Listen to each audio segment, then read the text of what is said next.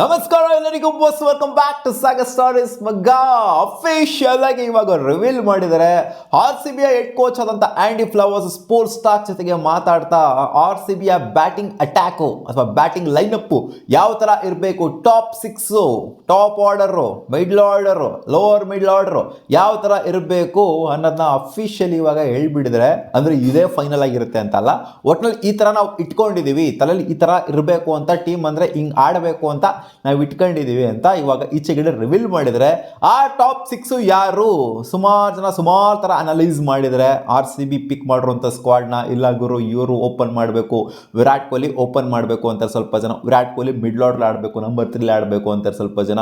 So ಈ ತರ Bejan analysis ಅಂತೂ ಇದ್ದಿದ್ದೇನೆ, ಬಟ್ ಕನ್ಫರ್ಮ್ ಮಾಡಿದರೆ ಇವ್ರು ಯಾವ ತರ ಇಟ್ಕೊಂಡಿದ್ದಾರೆ ಬೇಸ್ಡ್ ಆನ್ ಸ್ಕ್ವಾಡು, ಇವ್ರು ಸೆಲೆಕ್ಷನ್ ಮಾಡಿರುವಂಥ ಪ್ರಕಾರ ಇವಾಗ ನೋಡ್ತು ಅಂದರೆ ಆಂಡಿ ಫ್ಲವರ್ಸ್ ಪ್ರಕಾರ ಹೆಂಗಿದೆ ಅಂತಂದರೆ ಸ್ಕ್ವಾಡು ವಿರಾಟ್ ಕೊಹ್ಲಿ ಜೊತೆಗೆ ಫಿಲ್ ಸಾಲ್ಟೆ ಓಪನ್ ಮಾಡಬೇಕು. ಫಿಲ್ ಸಾಲ್ಟು ಒಬ್ಬರು ಅಗ್ರೆಸಿವ್ ಓಪನರು, ಈ ಕಡೆ ವಿರಾಟ್ ಕೊಹ್ಲಿ ನೋಡ್ಕೊಂಡು ಆಡ್ತಾರೆ, ಬಟ್ ನೋಡ್ಕೊಂಡು ಆಡ್ಬಿಟ್ಟು ಸ್ವಲ್ಪ ಹೊತ್ತಾದ್ಮೇಲೆ ಅಗ್ಸಿರೇಟ್ ಸಿಕ್ಕಾಪಟ್ಟೆ ಚೆನ್ನಾಗಿ ಮಾಡ್ತಾರೆ. ಸೊ ಅದರಿಂದ ಇಲ್ಲಿ ಅಗ್ರೆಸಿವ್ ಓಪನರ್ ಒಬ್ಬರು ಬೇಕಾಗಿತ್ತು. ನಾವು ಏನೇ ತಗೊಂಡಿದ್ರು ಕೂಡ, ಯಾರನ್ನೇ ಪಿಕ್ ಮಾಡಿದ್ರು ಕೂಡ ಬ್ಲಾಸ್ಟ್ ಮಾಡುವಂಥ ಪ್ಲೇಯರ್, ಪವರ್ ಇರುವಂಥ ಪ್ಲೇಯರ್ಸ್ಗಳನ್ನೇ ಈ ಸೀಸನ್ ಬ್ಯಾಟಿಂಗಲ್ಲಿ ನಾವು ತೊಗೊಂಡಿರೋದು. ಸುಮ್ಮನೆ ಹಂಗೆ ಹಿಂಗೆ ಆಡೋವಂಥವ್ರು, ನೋಡ್ಕೊಂಡು ಆಡೋವಂಥವ್ರು, ಜಾಸ್ತಿ ನೋಡ್ಕೊಂಡು ಆಡೋವಂಥವ್ರು, ಅವ್ರನ್ನೆಲ್ಲ ಪಿಕ್ ಮಾಡ್ಕೊಂಡಿಲ್ಲ ನಾವು.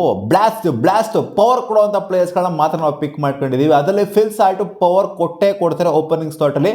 ಆದ್ದರಿಂದ ವಿರಾಟ್ ಕೊಹ್ಲಿ ಜೊತೆಗೆ ರೈಟ್ ಹ್ಯಾಂಡ್ ಕಾಂಬಿನೇಷನ್ ಆದರೂ ಪರವಾಗಿಲ್ಲ, ಫಿಲ್ ಸಾಲ್ಟನ್ನೇ ಓಪನ್ ಮಾಡಬೇಕು ವಿರಾಟ್ ಕೊಹ್ಲಿ ಜೊತೆಗೆ ಅಂತ ಹೇಳಿದರೆ. ಸೊ ಇದು ಕ್ಲಾರಿಫಿಕೇಶನ್ ಸಿಕ್ಕಿದೆ.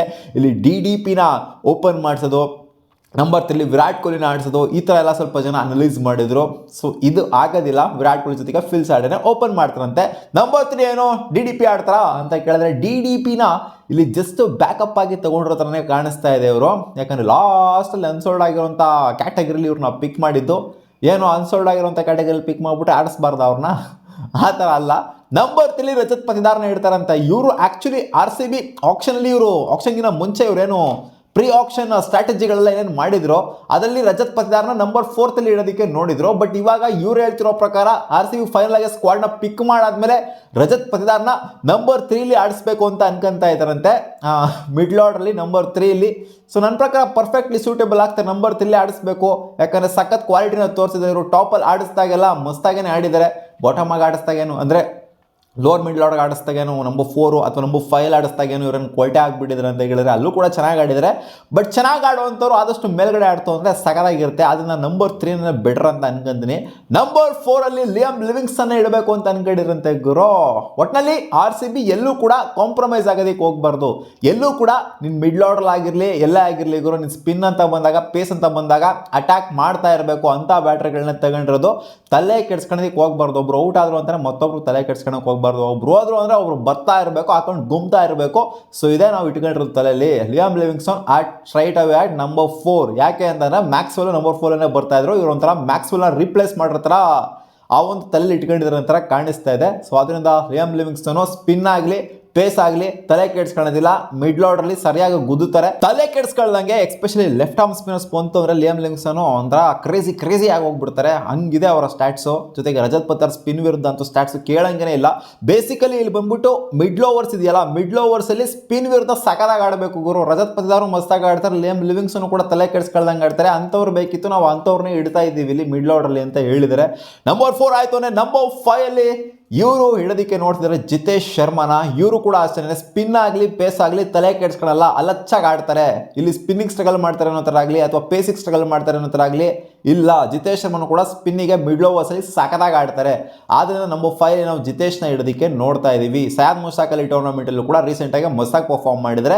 ಸೊ ಜಿತೇಶ್ನ ನಾವು ಬ್ಯಾಕಪ್ ಆಗಿ ಕನ್ಸಿಡರ್ ಮಾಡ್ತಾ ಇಲ್ಲ, ನಾವು ಸೀರಿಯಸ್ ಆಗಿನೇ ಅವ್ರನ್ನ ಪ್ಲೇಯಿಂಗ್ ಲೆವೆಲ್ ಇಳಿಸೋದಕ್ಕೆ ನೋಡ್ತಾ ಇದ್ದೀವಿ ಅಂತ ಹೇಳಿದ್ದಾರೆ. ನಂಬರ್ 6 ಟೀಮ್ ಡೇವಿಡ್ ಅಂತ ಗುರು. ಟೀಮ್ ಡೇವಿಡ್ ಇವರು ಕೂಡ ಅಷ್ಟೇ ಅಲಚ್ಚಾಗಿ ಆಡೋವಂಥ ಪ್ಲೇಯರು, ಯಾವುದನ್ನು ತಲೆ ಕೆಡ್ಸ್ಕೊಳ್ಳೋದಿಲ್ಲ.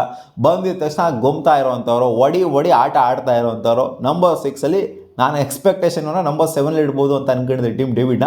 ಇವ್ರು ನೋಡ ನಂಬರ್ 6 ಇಡಬೇಕು ಅಂತ ಅನ್ಕೊಂತಾ ಇದ್ದಾರೆ. ಇನ್ನೊಬ್ರು ಬೇಕಾದರೆ ಕೃಣಾಲ್ ಪಾಂಡ್ಯ ಎಲ್ಲ ಇದ್ದಾರಲ್ಲ, ಸೊ ಅವ್ರನ್ನ ಬೇಕಾದ್ರೆ ಡೌನ್ ದ ಆರ್ಡರ್ ಆಡಿಸ್ಬೋದು, ನಂಬರ್ 7 ಆಡಿಸ್ಬೋದು.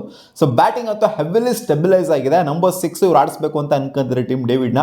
ಅದೇ up the order down the order ಎಲ್ಲ ವೇರಿಯೇಷನ್ ಆಗ್ಬೋದು, ಕೃಣಾಲ್ ಪಾಂಡ್ಯ ಮೇಲೆ ಬರೋದು ಕೆಳಗೆ ಬರೋದು ಎಲ್ಲ ವೇರಿಯೇಷನ್ ಆಗ್ಬೋದು. ಯಾಕಂದ್ರೆ left hand right hand combination workout ಮಾಡೋ ಥರ ಏನಾದ್ರು ನೋಡಿದ್ರು ಅಂತಂದ್ರೆ ಆ ಥರ ಒಂದು ಸ್ಟ್ರಾಟಜಿನ ಪ್ಲಾನ್ನ ವರ್ಕೌಟ್ ಮಾಡಬೇಕು ಅಂತ.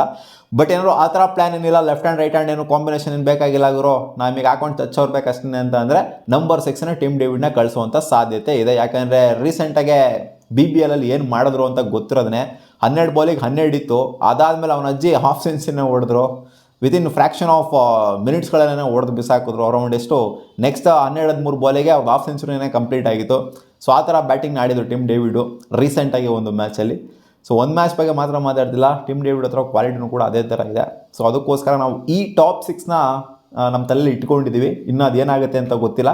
ಒಟ್ಟಲ್ಲಿ ಸದ್ಯದ ಮಟ್ಟಿಗೆ ಇವರೇ ನಮ್ಮ ಟಾಪ್ 6 ಅಂತ ಹೇಳಿದ್ದಾರೆ. ಸೊ ನಿಮಗೆ ಏನು ಅನ್ನಿಸ್ತಿದೆ? RCBಯ top order, middle order and lower middle order ಯಾವ ಥರ ಅನ್ನಿಸ್ತಿದೆ? ಕಾಮೆಂಟ್ ಸೆಕ್ಷನ್ ಕಾಮೆಂಟ್ ಮಾಡಿ ತಿಳಿಸಿ. ಬುವಾ.